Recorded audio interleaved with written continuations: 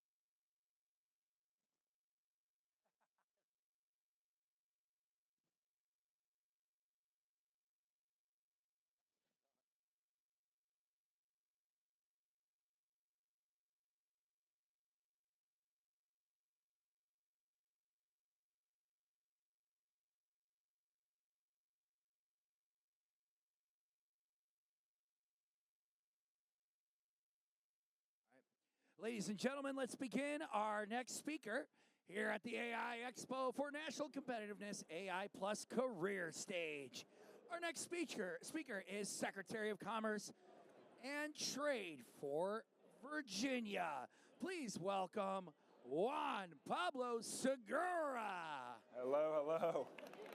I didn't know I was going to have the baseball run-up introduction here. That's awesome. Well, it's an honor to be here with you all today. I'm adjusting a little to the format. I thought there was going to be a podium with a speech, and now it's more of a little conversation. So I'll try to keep my comments short and sweet so that maybe it sounded like folks had a lot of questions in the previous segment, so we'll try to do the same. As was mentioned, my name is Juan Pablo Segura. I'm the Secretary of Commerce and Trade for the great Commonwealth of Virginia. As I was preparing for this conversation or speech, I came prepared with a whole run-up. I was going to criticize Hollywood for going on strike against AI. I was going to drop philosophical bombs like the fear-mongering that's happening around the world with AI. People are obviously afraid, but you look 200 years ago, there were philosophers like Thomas Malthus saying that the world was going to end because they were scared of population growth and we would run out of food. The world's still going on. 30 years ago or 40 years ago in the 70s, people were worried about our food supply, again, because of rampant growth or population growth, and we're doing all right. The internet, another key transition for humanity with a lot of fear, but with a lot of opportunity. And so if you look at what we're doing in Virginia, and maybe I could take a step back and just talk a little bit about what the state is doing. Virginia, if you don't already know, if you're coming from somewhere farther than the DMV, Virginia is cooking as a state. We can't take all of the credit in the Youngkin administration. Our great governor, Governor Glenn Youngkin, is finishing his 4th year as governor of Virginia. But Virginia always has been a good state to do business in. When you look at the dynamics, we have the #1 educational system in the country. We have the best educated workforce year over year is ranked #1. We have in terms of transportation infrastructure, we're #3. We have the best business facilities in the country in Virginia. And all of that adds up to being recently ranked the #1 state to do business in. So we're doing a lot of really good work. I mean, you even go further down the road, we have the widest and deepest channel for shipping in the Hampton Roads, Norfolk area. So again, we have great assets in Virginia. But when you think of leadership, what matters? Especially when it comes to investment and the next wave of innovation, it's having business people at the table in government. And our great governor, Governor Glenn Youngkin, was actually the CEO of Carlyle, one of the world's largest private equity platforms, before he became governor. So you've got great business people making decisions in Richmond, in the state capitol, as to what we're going to focus on going forward. And the whole cabinet's like that. My background is I was a tech entrepreneur. I started a healthcare technology company actually here in DC. So I was born and raised in the area, and I grew that is a monitoring platform for high-risk pregnant women. We ended up monitoring 10% of all the pregnancies in the country. So I've been very blessed with my business. Almost every member of the cabinet has a background like mine, very focused on building things, creating things. which again, as you think about what government's supposed to do, we should be working at your speed, at the rate of business, not at the rate of traditional government. We know that. But when you think about what has this administration, what have these people at the table, what have we done in the last 3 years, because we got one more year left, we've done a lot. We've cut 70,000 regulations across all of government. Our target is to cut 25% of all regulations across government. We're now at 23%, so we're really close to hitting our 25% target, and that matters for things like AI. We've attracted more than $100 billion of capital investment into Virginia over the last 3 years. It's actually interesting, the last two administrations combined, we've outpaced and we've outraised, or we've attracted more capital than the last two combined, which is pretty exciting. And then you keep going down the list. We've attracted 15,000 high-wage, high-growth startups to Virginia over the last 3 years. So business and having business people matter. But one of the things that I wanted to talk about today is innovating, because it's not just being comfortable where you are today. You have to keep investing in the future, especially with things like AI. And so just kind of to set the stage as to what we're thinking a lot about, some folks might know this, some folks might not know this. 33% of all the world's data centers are in Virginia, whereas where are AI models being trained in and on are in these data centers. The energy constraints of AI now have completely transformed the energy conversation in our state. One of the huge initiatives that we've been focusing on in Virginia is we want to have the first commercial small modular nuclear reactor in the country in Virginia. And we're about 4 to 6 weeks away from making an announcement on that front. And when you think about the opportunity, right now a lot of AI and data centers have to be connected to the grid. But if you can innovate in small modular reactors, you're literally taking a nuclear power plant that would take up hundreds of acres and you're condensing it to a few acres of size. You can start doing what's called behind the meter power. So data centers themselves can have their own power supply, and they don't have to be connected to a grid that requires you to wait 7 to 9 years before you can get that first wattage of power to, again, grow and invest in what has become an incredible industry, obviously with AI, but also the constraints that come along with this industry that's growing rapidly and exponentially. A lot of folks also don't know this.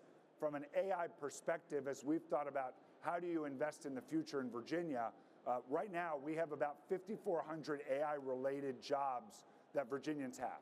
We have 31,000 job openings, AI-related job openings in Virginia right now.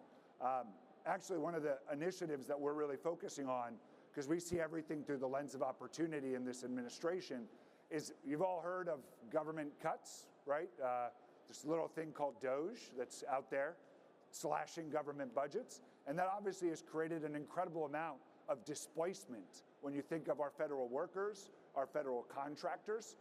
We actually see and we as an administration are stepping up to help those families, but it can't just be a program focused on, for example, unemployment. We have to think about what is the future of that government employee and that family that lives in Virginia. And so a lot of what we're focusing on is using the government's resources to actually retrain and upskill employees that are either have been forced to think about what their career is going to look like because of displacement, or if they want to just change careers in general. In Virginia right now, there are 250,000 job openings. That's just the state of Virginia. I mean, it's a lot. In Northern Virginia, there are 90,000 job openings. And so I'm not here to criticize the media, but when people say that the sky's falling and everyone's losing their job in the federal government, it's not true. There's about a combined 8,000 jobs tied to contractors and federal employees that folks that have lost their jobs thus far. There's 90,000 job openings right now in Virginia, 31,000 AI-related job openings in Virginia. And so again, our job and what we see is super important at this point in time from a government perspective is how can we take folks that don't have a job and how can we quickly connect them to an upskilling opportunity or a better career path because they're going through displacement. The last piece that I'll talk about, because I wanted to leave room for questions, is we're actually also using AI within our government to cut even more regulations. So we actually have introduced a pilot that's looking at, it's kind of interesting and kind of crazy at the same time. So again, we've already cut 23% of regulations across government. Huge accomplishment.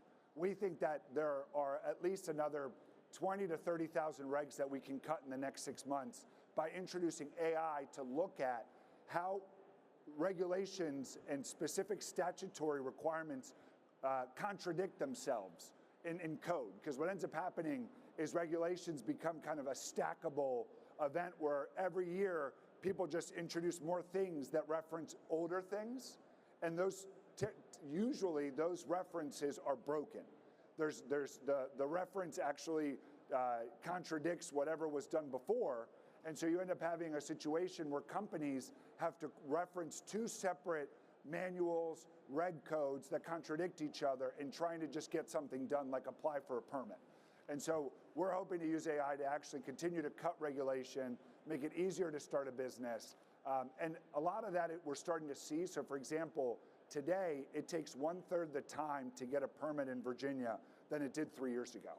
And so what we're really focusing on is speed to market, working at your kind of speed of business and making sure that you all can be as successful as possible.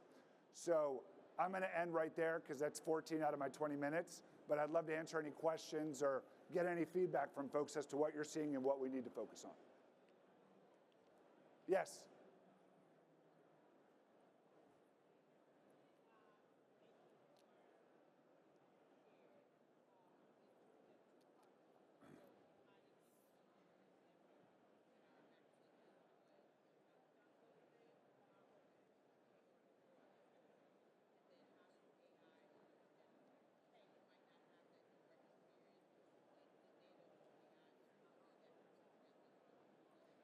So you actually asked the perfect question. So a couple of things that we're doing within the Youngkin administration. We have this massive initiative called Virginia Has Jobs. You can actually go online, virginiahasjobs.com, and that has every single job opening across the Commonwealth per region, per employer, and per industry. So you can look at actively all of those 250,000 jobs in one place. So that's a great first place to go.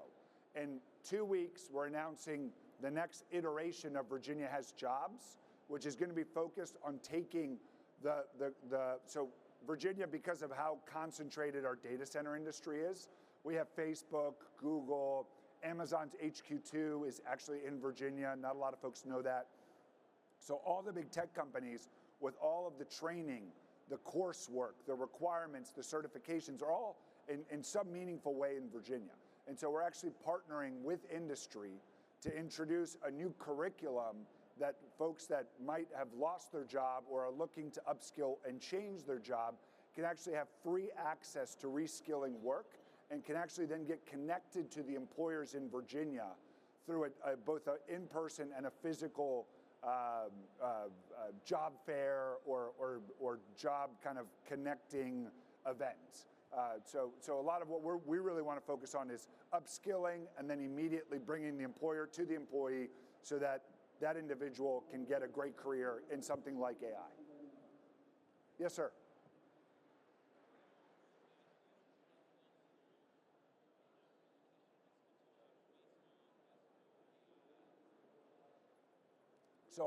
So the question was around education.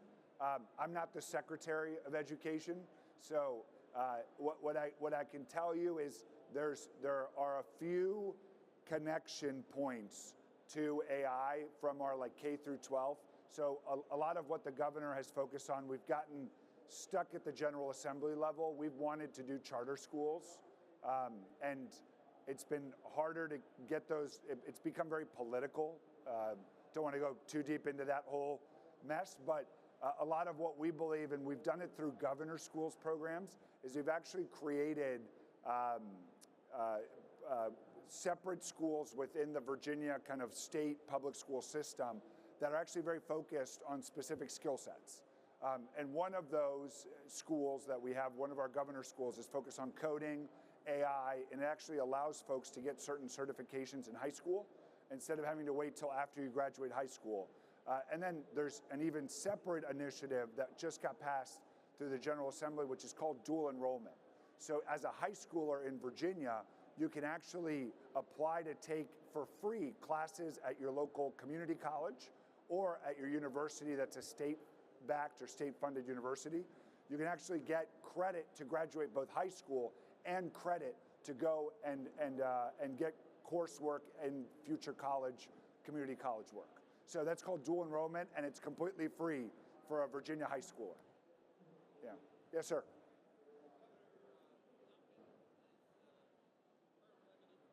Unfortunately, yeah.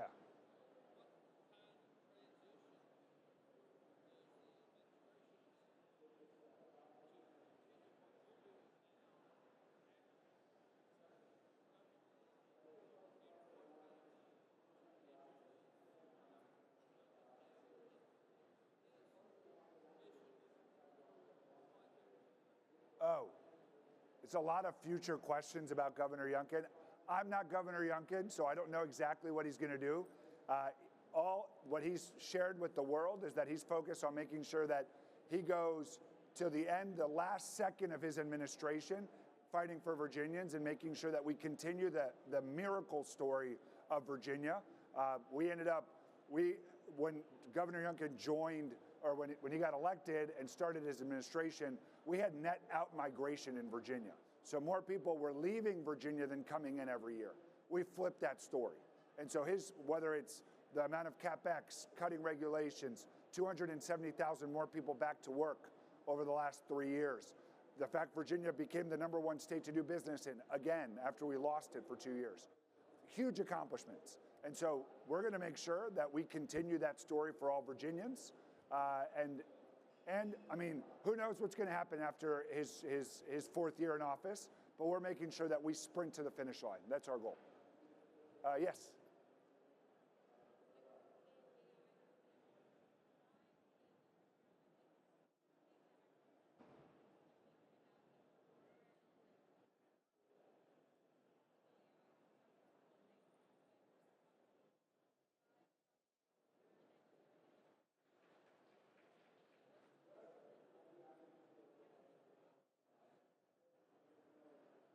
So I couldn't hear all of your questions. Something about guardrails, AI, ethics. Yeah, we only have 7 seconds left. So what I'll just share though is the governor, and I forgot to mention this, about a year ago, the governor released his Executive Order 30 on AI in government, integrating AI into government in an ethical way with guardrails. So for example, we've banned DeepSeek on any government device in Virginia. So that's kind of an important dynamic, but we also have done a much larger work group within the government to be able to start implementing AI to obviously make things more efficient. Yes.